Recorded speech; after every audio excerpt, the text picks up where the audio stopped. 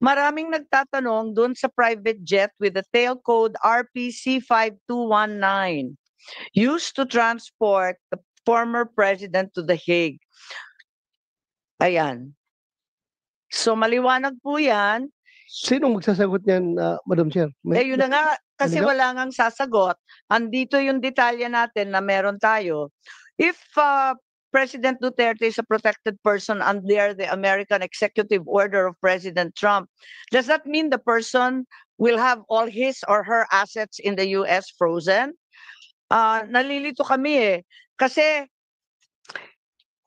in providing the means of transport so that the former president turn over sa ICC, binigyan ng transportasyon, material support or provision of services ang tulong niya. Di ba po? Talagang hindi naman mangyayari yun kung wala yung eroplano. So, Madam Chair, if Malacanang is cooperating with ICC, albeit patago, kahit na dinay nila, kahit ano kasinungalingan na pinagsasabi nila, nag-cooperate pa rin sila dahil nangyari na nga nandun na si Pangulong Duterte. Siguro naman, it is a moral obligation of this committee also to share our findings of this committee to President Donald Trump para kung sino mang may-ari itong Gulfstream na ito, na aeroplano, ay kung may mga ari-arian dito sa Amerika, i-covered siya sa executive order na pinirmahan ni President Trump. So kung sino mang may-ari ng aeroplano na yan, mananagot siya kay President Trump.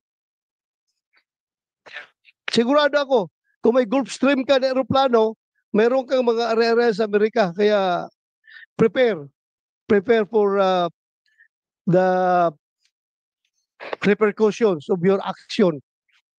Dahil very clear yan doon sa executive order na inisyu ni President Trump na mananagot kung sino mang mag-facilitate ng mga interference ng ICC to their allied countries.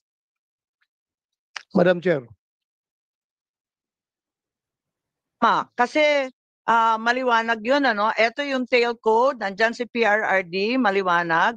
And there's also an article in Manila Times na sinasaad na may Challenger Aero, ano nga pangalan nito? Challenger Aero Air Corporation that arranged the flight. Hinahanap po namin yung article, biglang nawala.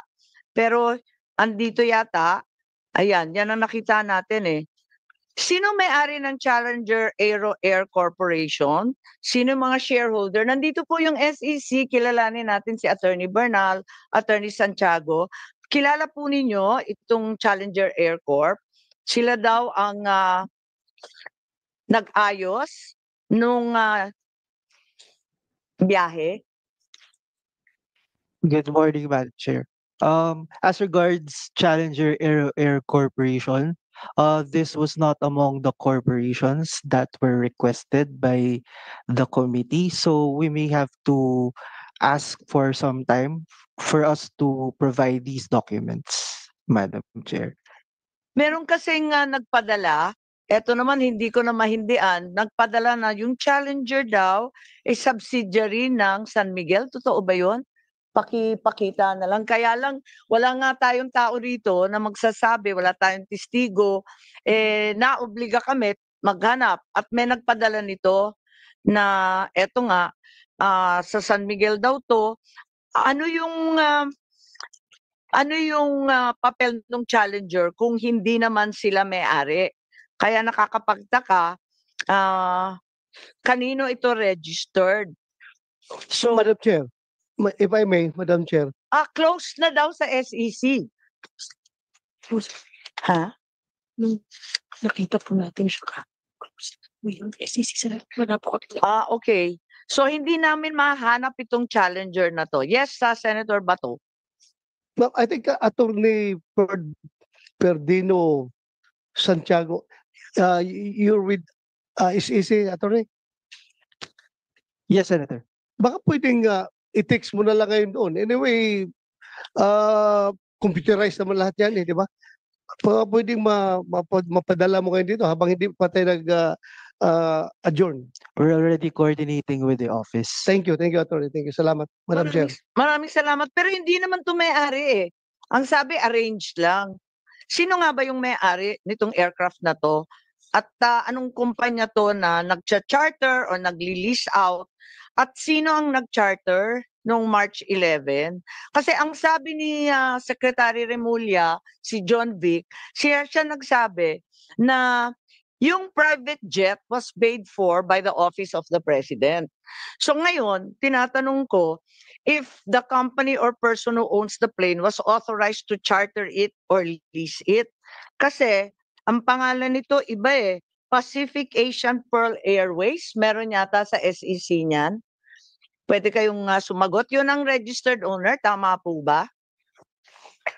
As regards the owner of the specific airplane subject of this inquiry, it's not reflected in the SEC records. We defer the ownership of the airways with the proper regulatory agency of which is CAAP. However, we already provided the Senate committee with the requested SEC corporate records of the corporations that you requested, Madam Chair. So in fact, there are two corporations with similar names. Is that correct? Would you read them out, please? Those with similar names to the requested corporate names are Pacific Pearl Airways.com Corporation and Pilipinas Asian Pearl Airways Inc., Madam Chair. So they are in fact registered with you and you have the ownership also stipulated. Yes, Madam Chair. And may we see the names?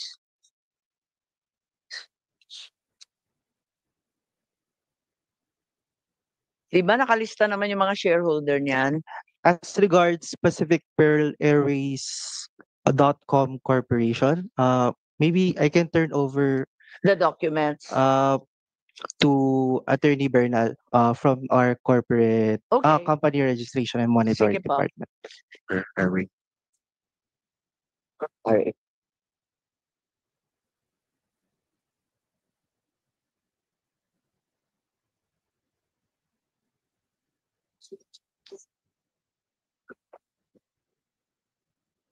Yes, Attorney Bernal, you're recognized, please.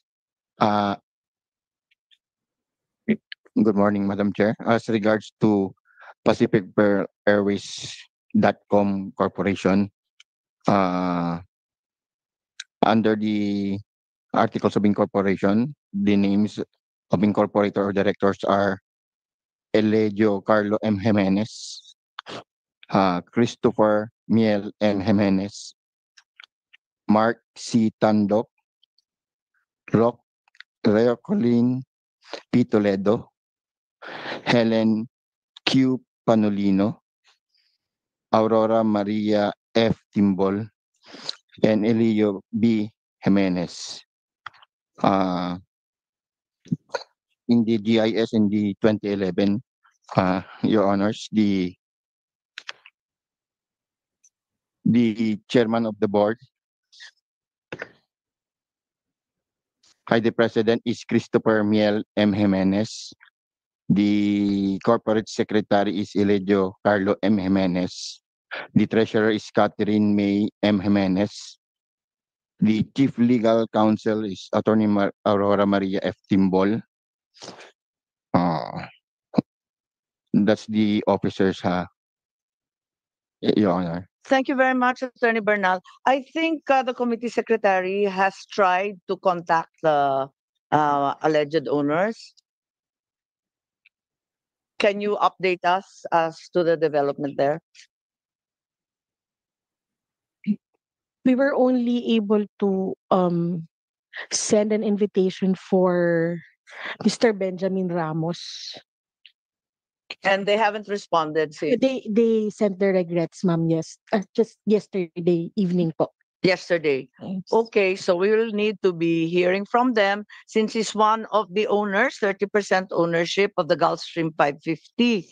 Ngayon, may nagpadala rin sa akin kasi ng hamon sa totoo lang. At dahil nga ang pagkasabi ng isang empleyado sa CAAP, eto naman text lang.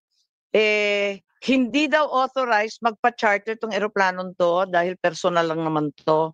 So tinatanong ko kung sana nandito si Secretary John Vic, who authorized the charter or lease since it was a private aircraft, and if it was paid for by the Office of the President, saan yung bid documents? Alam naman natin ang mode of procurement, tapakahaba kahit ano pang proseso.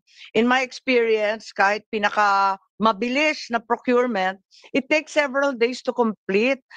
Biglang sinasabi, they only knew of the warrant of arrest at 3 a.m. March 11. Tapos, sa ilang oras lamang, nakumpleto nila yung announcement, yung tender, yung publication requirements, yung award, at yung completion sa loob ng ilang oras. Pwede po ba yun? Procurement law? Kahit pinakabagong procurement law natin, hindi naman ganun